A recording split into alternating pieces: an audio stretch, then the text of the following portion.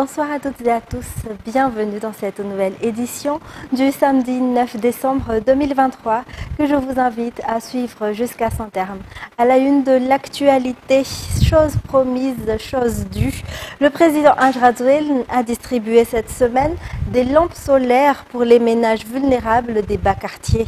Il a également promis d'améliorer le niveau de vie de chaque foyer ainsi que leur habitat. Le résumé de cette descente du président dans les bas quartiers à travers ce reportage de Judikael Ranjanirin, Andra Tajebe et Eraslu Formanan.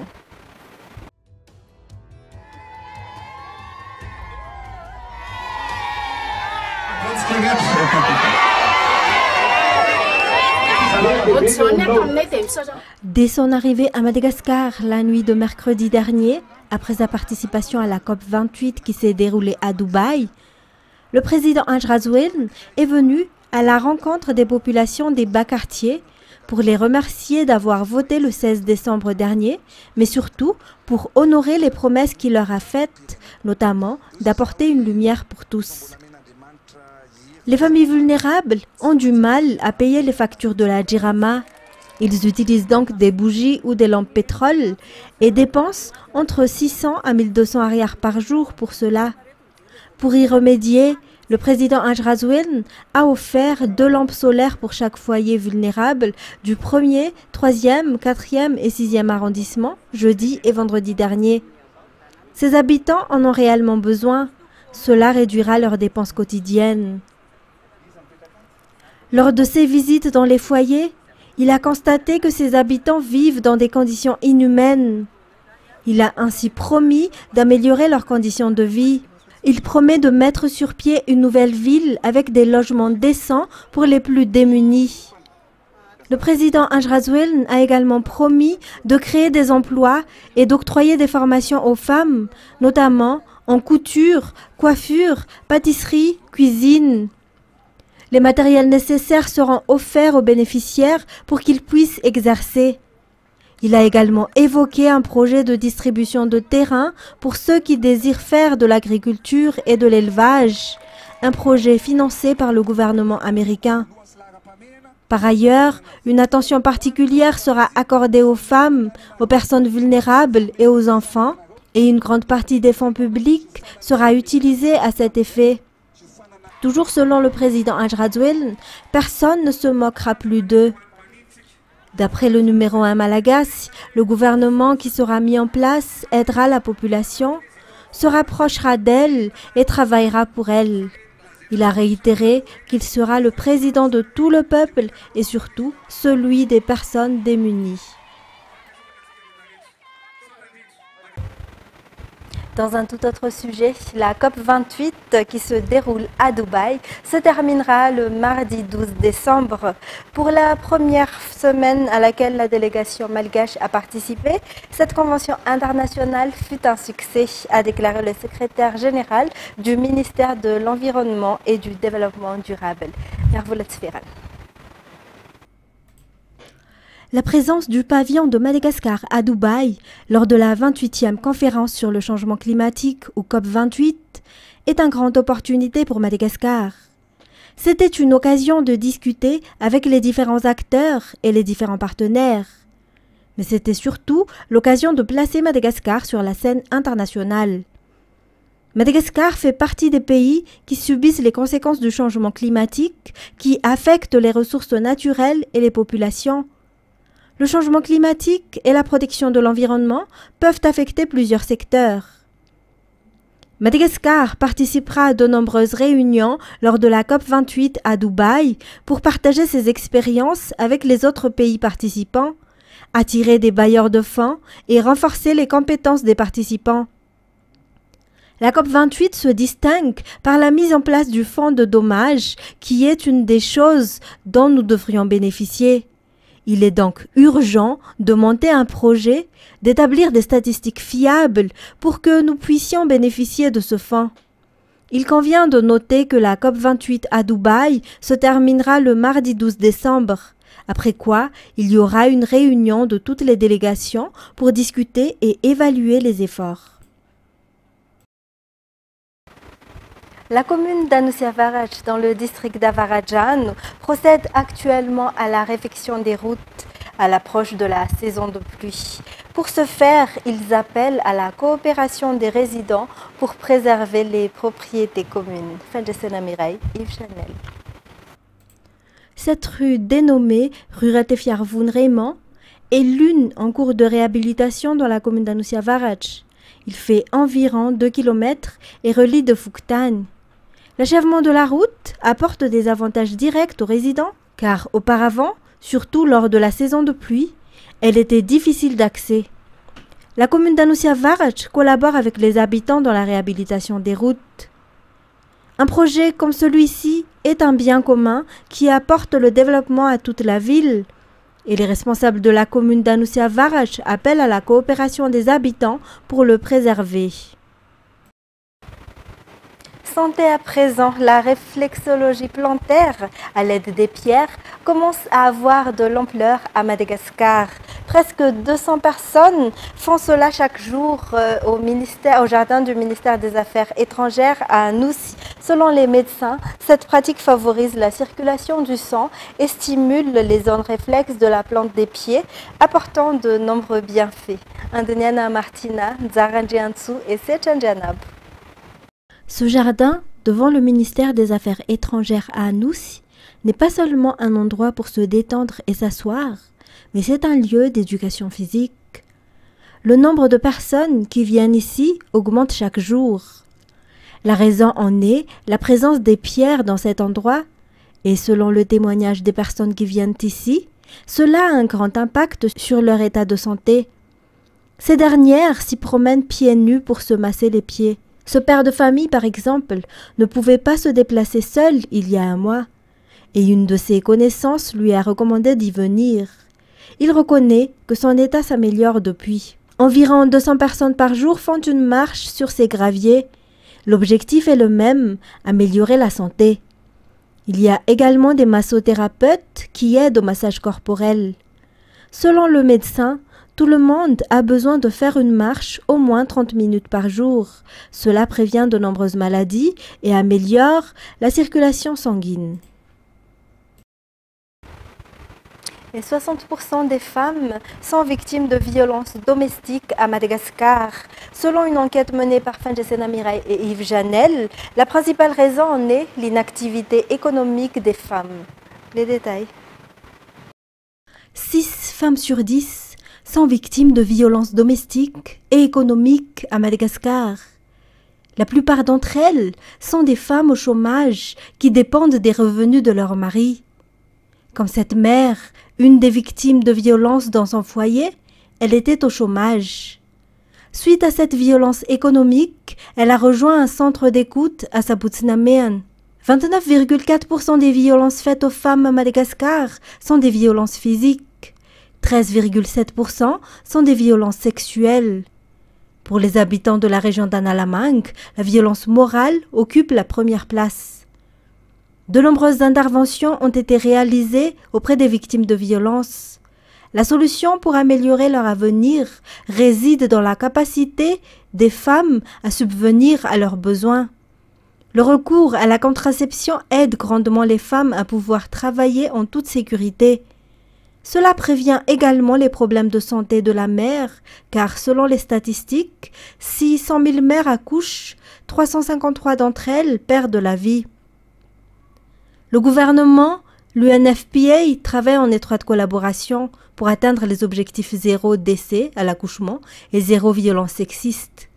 Pour l'UNFPA, en 2022, 34 365 victimes de violences ont reçu un accompagnement. 121 ont reçu une formation, 5 brigades féminines de police ont été soutenues pour répondre aux problèmes de VBG, 259 acteurs de prise en charge ont reçu une formation sur le VBG. Côté sport, les combattants du karaté-do d'Analamang ont remporté toutes les médailles d'or du kata, que ce soit en individuel qu'en groupe hommes et femmes. La semaine dernière, à Tuamasin, 250 karatékas issus des 19 ligues régionales ont participé au championnat de Madagascar 2023. Tenu à Tuamasin, l'avenir du karaté malgache est prometteur, affirme la fédération. Andeniana Martina et Nzaranjansu pour plus de détails. Anna Lamang a régné en maître dans la catégorie masculine et féminine, tant en individuel que par équipe, lors du championnat de Madagascar de karaté qui s'est tenu à Tuamasin la semaine dernière. Dans la catégorie féminine, Gaëlle a remporté la médaille d'or en kata individuel, tandis que Laurentia, toutes deux d'Anna Lamang, a remporté la médaille d'argent. Gaëlle et Laurentia et Mirantsu ont également été sacrées championnes de kata dans chaque groupe. Chez les hommes, le représentant d'Anna Lamang lors de ce championnat de Madagascar a remporté la médaille d'or, que ce soit en individuel que par équipe. Environ 250 karatékas de 19 ligues régionales ont participé à cette compétition. L'équipe nationale malgache a également participé à la compétition, le but étant d'élever le niveau des karatékas de toute l'île, a précisé la fédération. C'était également une occasion pour sélectionner une nouvelle équipe nationale qui participera aux compétitions internationales. À l'issue de cette compétition, la région d'Anna Lamang a remporté des médailles d'or. Toujours selon les informations, la Ligue du Sud-Est accueillera le championnat de Madagascar de karaté pour l'année 2024. Dans la page culturelle, le fondateur et leader du groupe Black Jacks, Jean Delacroix Rangiamiaran Delacre, est décédé hier. Il était un monument du rock malagasy. Parmi les chansons qui l'ont fait reconnaître, Batanjem Keles et Tsieko, Delacre avait aussi composé pour d'autres artistes. Les détails avec Andeniana Martina. Figure marquante de la musique malgache, en particulier du monde du rock, dans les années 70 et 80, Jean Delacroix Rangiamiaran, ou Delacre, s'en est allé hier à l'âge de 72 ans. Il était le fondateur et le leader du groupe Black Jacks. Batanjem Keles, Billy Billy, Niavaku, Lucille, Tsieko, Nivadku étaient parmi les tubes du groupe qui ont enflammé les scènes. Les textes du leader de Black Jacks reflètent le parcours et le caractère de l'artiste. Delacre avait débuté en se produisant dans des boîtes de nuit et en animant des bals et des soirées dansantes, ainsi que des fêtes de famille. Il avait aussi composé pour d'autres artistes, à commencer par ses jumeaux, Michael et Ryan Voing. La famille de Viva présente ses condoléances à la famille du disparu. Dans les actualités internationales, les pays membres de l'OPEP bataillent contre toute formule prévoyant une sortie des énergies fossiles dans l'accord en cours de négociation à quelques jours de la fin de la COP28, provoquant des tensions et les vives réactions de la France et de l'Espagne notamment. France 24. L'enjeu central de cette COP, c'est bien la sortie des énergies fossiles, à savoir le pétrole, le gaz et le charbon. Alors pour l'instant, aucun accord n'a été trouvé. Et les scientifiques et militants du climat avec qui j'ai pu m'entretenir sont plutôt très pessimistes sur l'issue finale. Alors plusieurs options sont à ce stade sur la table. La première, c'est donc la sortie des énergies fossiles avec plusieurs trajectoires envisagées. Les pays producteurs de pétrole comme l'Arabie Saoudite y sont hostiles. La deuxième, c'est de promouvoir et de financer les techniques qui permettent de capturer et de stocker les émissions de CO2 dans le sous-sol. Mais là, ce sont de nombreux autres pays, dont ceux de l'Union européenne, qui s'y opposent. Et puis, la troisième option, c'est celle des énergies alternatives, dont le renouvelable, c'est peut-être la piste la plus crédible. Au début de cette COP, une centaine de pays s'étaient d'ailleurs engagés au triplement de la capacité des énergies renouvelables dans le monde. Il ne reste donc à présent que quelques jours pour que les délégations du monde entier ici présentes à Dubaï se mettent d'accord sur un texte final. La COP28 est censée se terminer mardi. Israël maintient son offensive contre le Hamas dans la bande de Gaza après le veto américain à une résolution sans précédent du Conseil de sécurité de l'ONU appelant à un cessez-le-feu humanitaire immédiat. Dans le sud de la bande de Gaza, une frappe israélienne a tué 6 personnes dans la ville de Khan Younes, tandis que 5 autres sont mortes dans une attaque distincte à Rafah, a affirmé le ministère du Hamas. France 24. Oui, le Premier ministre israélien Benjamin Netanyahou l'a rappelé hier au cours de l'enterrement d'un soldat israélien. L'objectif est clair, c'est éliminer le Hamas, éliminer la menace que le Hamas fait peser sur Israël. Or, on l'a vu au cours des dernières 24 heures avec les nombreuses alertes à la roquette qui ont retenti dans tout le pays. Une quinzaine hier, nous nous trouvions sur la fameuse place des otages dans le centre de Tel Aviv qui s'est vidée en quelques secondes lorsqu'une alerte a retenti. On a entendu le dôme de fer se mettre en alerte, des explosions au-dessus de nos têtes. Au cours de la nuit également, plusieurs alertes à la roquette au nord et dans le centre du pays. Tout ça, qu'est-ce que ça veut dire? Eh bien, ça veut dire que le Hamas a toujours une capacité de nuisance sur Israël. Et cela, pour le Premier ministre Benjamin Netanyahou, pour le cabinet de guerre, eh bien, c'est tout simplement inacceptable. C'est le signe que l'offensive doit se poursuivre. D'ailleurs, dans les médias israéliens, l'information est sortie que l'armée aurait indiqué avoir besoin de encore 3 à 4 semaines pour terminer ses opérations dans la ville de Khan Younes, dans le sud de la bande de Gaza. Et cela alors que les pressions s'accentuent, malgré le soutien, vous l'avez dit, de l'allié américain au Conseil de sécurité de l'ONU hier. Les critiques se font de plus en plus vives tout de même. On voit une inflexion dans le soutien américain avec notamment les déclarations de Anthony Blinken, le secrétaire d'État américain, qui dénonçait un fossé entre les intentions annoncées par le gouvernement israélien de protéger la population civile à Gaza et puis les chiffres, le nombre de victimes. Et puis on le voit avec ces opérations échouées. Dans un communiqué hier, l'armée israélienne a reconnu avoir échoué à libérer des otages dans la bande de Gaza hier. Deux soldats israéliens auraient été grièvement blessés. Et puis les brigades Al-Qassam, la branche armée du Hamas, annoncent, elles, qu'un otage aurait été tué au cours de cette opération. Donc voilà, vous le voyez, cette opération glaive de fer, l'offensive israélienne qui patine et qui a du mal à remplir ses objectifs. Eh bien, sur place, globalement, quand on discute avec les gens, ce qu'on nous dit, c'est qu'il y a quand même un soutien majoritairement de la population israélienne pour son armée, pour l'offensive. Mais cela n'empêche pas les débats. On l'a vu notamment avec ces images diffusées dans le monde entier, mais également à la télévision israélienne, de prisonniers palestiniens dénudés, en sous-vêtements, avec les yeux bandés. Voilà, donc beaucoup de débats, notamment sur les réseaux sociaux en Israël, sur le caractère dégradant de ces arrestations, des préoccupations pour les droits de l'homme et puis des divisions aussi au sein de la population sur les objectifs que devrait remplir, les objectifs prioritaires que devrait avoir cette offensive, avec plutôt à droite une préoccupation sur l'élimination du Hamas et puis dans la frange plus à gauche de la population, eh bien, la priorité qui devrait être la libération de tous les otages. Rappelons-le, 138 otages sont toujours entre les mains du Hamas dans la bande de Gaza. Donc c'est l'objet d'ailleurs de nombreux rassemblements ici en Israël. Je vous le disais, hier on se trouvait sur la fameuse place des otages. Donc l'idée c'est se faire entendre par les autorités.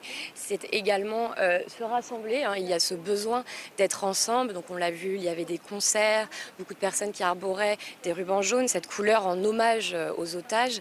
Voilà, donc beaucoup de soutien parmi la population et puis des rassemblements, je vous le disais, donc dans tout le pays, également à Jérusalem avec ce forum des familles où des proches de victimes et d'otages ont appelé à la démission du Premier ministre Benjamin Netanyahou.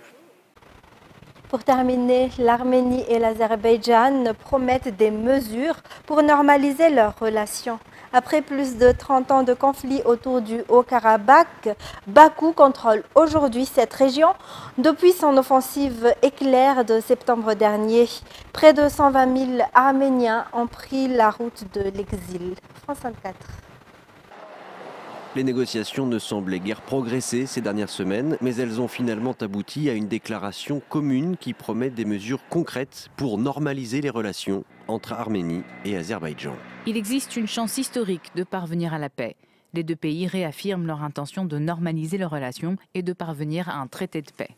Première mesure pour illustrer la bonne volonté des deux capitales, un échange de prisonniers militaires, 32 soldats arméniens relâchés contre 2 soldats azerbaïdjanais. Le sort des dirigeants politiques du Haut-Karabakh reste incertain. Ils avaient été arrêtés par Bakou à l'issue de sa guerre éclair menée en septembre pour s'emparer du territoire contesté. Cette victoire azerbaïdjanaise en septembre et le départ de plus de 100 000 personnes du Haut-Karabakh a mis fin à un différend qui aura entraîné 2 guerres et des dizaines de milliers de morts au début des années 90 et pendant 6 semaines à l'automne 2020. Désormais, l'Arménie se projette comme un partenaire commercial intégré aux dynamiques régionales avec le lancement de son Carrefour de la paix. Ce rapprochement a été salué par les États-Unis, l'Union européenne, mais aussi la Turquie voisine. Dans le Caucase du Sud, toujours plus ou moins sous influence russe, Moscou, accaparé par la guerre en Ukraine, semble sur le reculoir. Entre Arméniens et Azerbaïdjanais, les mots sont encourageants, mais des incidents armés éclatent encore régulièrement aux frontières. Yerevan a par exemple affirmé lundi qu'un de ses soldats avait été tué près des limites de l'enclave azerbaïdjanaise du Nakhitchevan. C'est la fin de cette édition, mesdames et messieurs. Merci à vous de l'avoir suivi. Restez avec nous pour la suite de notre programme. Au revoir et bonne soirée sur Viva.